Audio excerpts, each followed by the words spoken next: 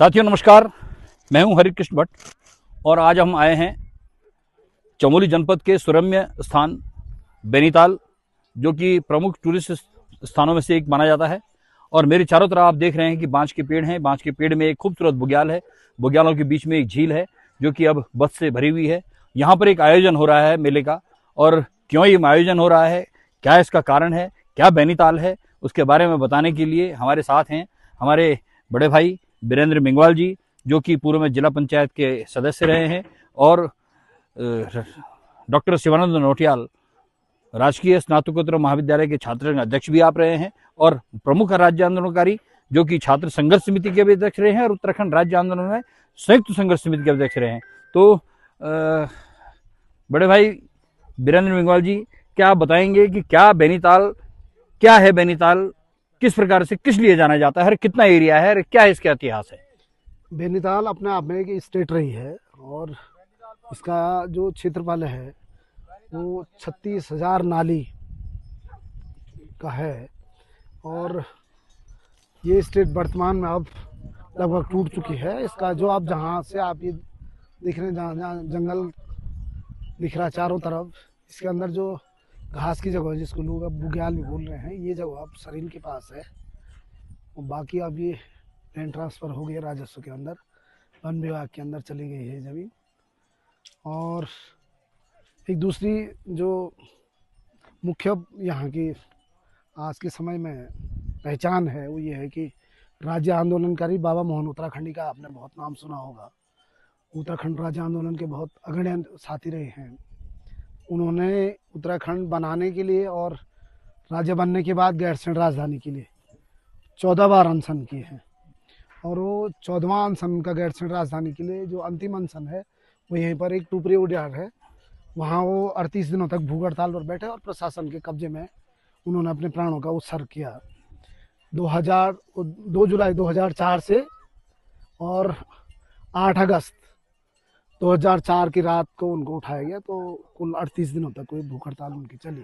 अच्छा, 38 दिनों तक उन्होंने, अच्छा 38 दिनों तक उन्होंने यहाँ पर अनशन किया, और जो उनका अंतिम अनशन साबित हुआ। हाँ, अंतिम। क्या संकल्प था उनका? उनका संकल्प था कि यदि मैं इस आंदोलन में सफल नहीं हो पाया तो मैं अपने प्राणों का उत्सर्ग कर दूंगा।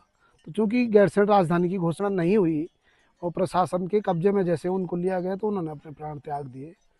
और उनकी पुण्यतिथि पर 2005 से हमारे यहाँ जो स्थानीय साथी हैं, उनके आंदोलन के साथी, हमने बैनीताल विकास समिति बना करके उस आंदोलन को जिंदा रखने के लिए, उनके सपनों को साकार करने के लिए ये संकल्प लिया कि उनकी पुण्यतिथि पर हम प्रतिवर्ष बैनीताल में एक मेले का आयोजन करेंगे और इस मेले के माध्यम से उनके संकल्प को दोहराते रहेंगे, सरकार से मांग करते रहेंगे कि राज्य की राजधानी गैरसैंण बने। ठीक, इसी क्रम में तो आपने इस प्रकार से देखा किस प्रकार से विजन ये आंदोलनकारी भी रहे, और किस प्रकार से क्षेत्र के विकास के प्रति इनका, निश्चित तौर पर जो मेले होते हैं, मेले क्षेत्र की, अब मेले जो है मिलन का प्रतीक ही नहीं, अपने संस्कृति के आदान प्रदान का केंद्र ही नहीं, बल्कि इस क्षेत्र के विकास का द्योतक भी होते हैं। क्षेत्र की समृद्धता मेलों से दिखाई देती है कि ये क्षेत्र कितना समृद्ध है, कृषि को लेकर के, संस्कृति को लेकर के, और पर्यावरण को लेकर के, और पर्यटन को लेकर के। ये मेले इस प्रकार के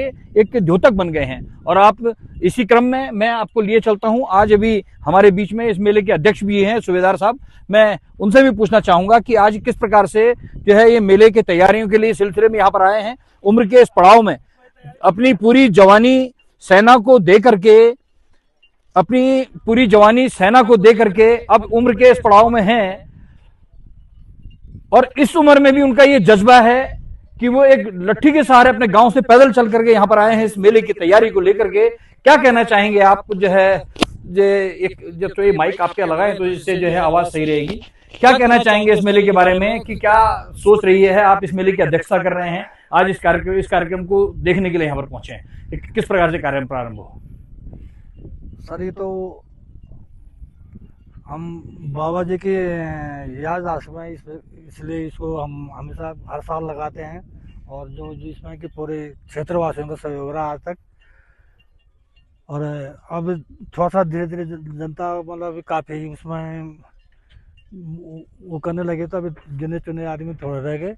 फिर भी हमारी कोशिश ये है कि हम जनता के सहयोग से, क्षेत्रीय वासियों के सहयोग तो से क्या इसमें सरकार की कोई सहायता मिलती है आपको इस मेले को चलाने के लिए, या कुछ आश्वासन मिला, या इस मेले को राजकीय मेला बनाने के लिए? क्योंकि गैरसैंण की राजधानी को लेकर के ये मांग यहाँ पर हुई थी। मैं हरिकृष्ण भट्ट, बैनीताल से, और कैमरामैन संजय रावत के साथ।